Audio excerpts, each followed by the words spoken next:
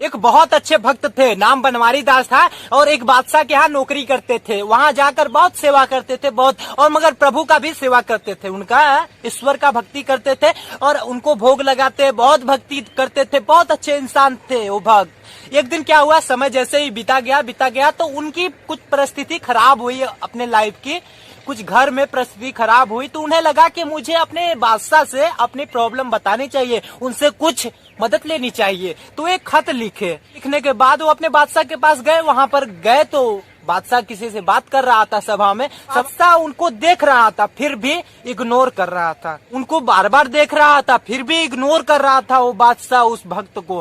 Wait कर रहे थे, धीरे धीरे समय बीत गया पर वो बादशाह इग्नोर कर रहा था। उनको लगा कि मैं अपना समय व्यर्थ ही गवा रहा हूँ इस बादशाह के पास। अगर मैं अपने प्रभु से, अब तक मैं प्रभु से अपने रिक्वेस्ट, अपने मदद उससे मांगता तो वो कुछ ना कुछ हमारी सहायता कर देता, पर इस बादशाह को तो देख रहा है फिर भी मुझे इग्नोर कर रहा है। भक्त जाने लगे तो बादशाह देख रहा था कि वो चले गए, फिर भी वो बादशाह नहीं रोका। और भक्त घर गए तो वहाँ जो भी धन दौलत था, थोड़ा मोड़ा जो बचा था, जो भी उनके पास था, वो सब का सब गरीबों में लुटा दिए, सबका सब गरीबों में लुटा दिए। विपत्ति तो पड़ी ही थी अपने सर पे, विपत्ति तो पड़ी ही थी, फिर भी अपने विपत्ति में अपना सब कुछ लुटा दिए। लुटा कर वहां से जाने लगे तो बादशाह को पता चला कि वो भक्त जो थे, मेरे यहाँ नौकरी जो करते थे, वो घर छोड़कर जा रहे हैं। तो वो बादशाह दौड़ा आया तो रोकने लगा, कहने लगा महाराज इस सभा को मत छोड़कर जाइए, हो गए मुझसे अपराध हो गए, मैं किसी और में व्यस्त था, बिजी था। फिर भी वो नहीं माने, वो चले गए। बड़ा पहाड़ था, वहां पर जाकर प्रभु का भजन करने लगे।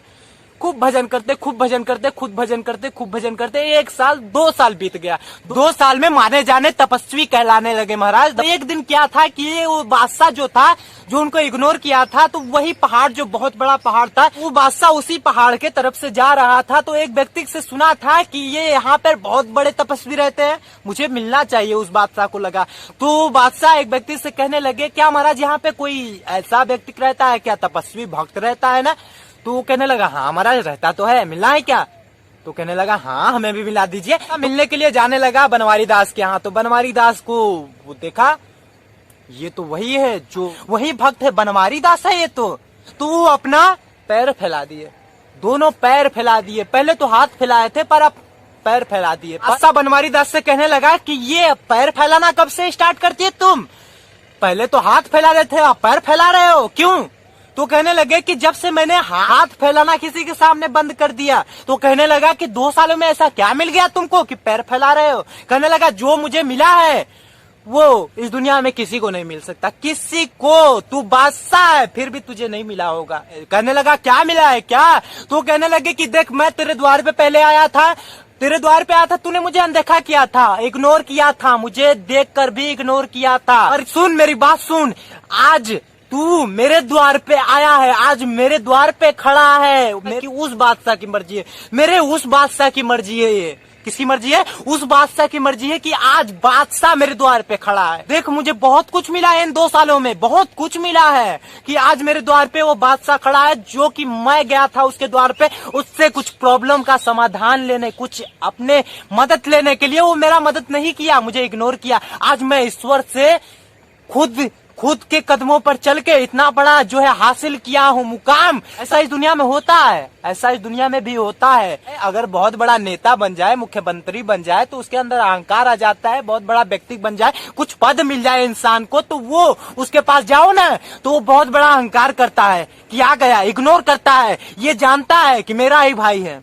ये जानता है कि मेरा ही भाई है, मेरा पड़ोसी है, मेरे ही गांव वाला है, वो जानता है, फिर भी उसे इग्नोर करता है इसलिए कि वो काम नहीं करना चाहता, उसका काम नहीं करना चाहता। अब वो जो गया था उसके यहाँ, वो भी बड़ा इंसान बन गया ना, एक दिन खुद चला आएगा उसके यहाँ, वो खुद चला आएगा। और किसी से मांगना ही है तो उस हरि से मांगो, उस परमात्मा से मांगो, अपने ईश्वर से मांगो, अपने उस माता पिता से मांगो। इससे नहीं, इससे जीत करोगे माटी के पुतले से, तुमको संसार की चीजें थमा देगा हाथों में।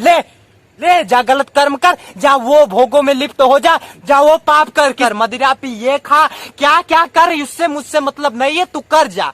अब दे दिया, थमा दिया बाप बेटे को, अब गया वो करने लगा। अरे किसी से मांगना है तो ईश्वर से मांग पगले, ईश्वर से। स्मार्टी का पिछला तेरा झूठा है, ये तुझे गलत कर्म में लिप्त करा सकता है, संस्कार भी नहीं देता आजकल का व्यक्ति। आजकल के माता पिता संस्कार भी बच्चों के अंदर नहीं डालते। वो बस जाता है स्कूलों में, कॉलेज में बड़े बड़े जाता है, वहां पर वो टीचर क्या समझाते हैं, देख बेटा ये इतना बड़ा तू पढ़ लेगा, ये पढ़ाया जाएगा, ये चैप्टर तुझे पढ़ाया जाएगा, इसके बाद तुझे वो पैसा कमाने वाला मशीन बनाया जाएगा। क्या बनाया जाएगा? बच्चों को भविष्य के साथ खिलवाड़ हो रहा है। बच्चों के रामायण का शिक्षा नहीं दिया जाता, गीता का शिक्षा कभी नहीं दिया जाता। अरे जब उसको ये पढ़ाया जाए ना तो किसी बहन के साथ वो दुष्कर्म नहीं करेगा, किसी के साथ जाकर मदिरा नहीं पिएगा, किसी के साथ जाकर मांस नहीं खाएगा, किसी के साथ जाकर दुष्कर्म नहीं करेगा, किसी के पीठ में चाकू नहीं डालेगा, अपने भाई का मर्डर नहीं करेगा। तो मेरे दोस्त ऐसा कर्म क्यों सिखा रहे हो बच्चों को? अरे मेरे भाई सुन,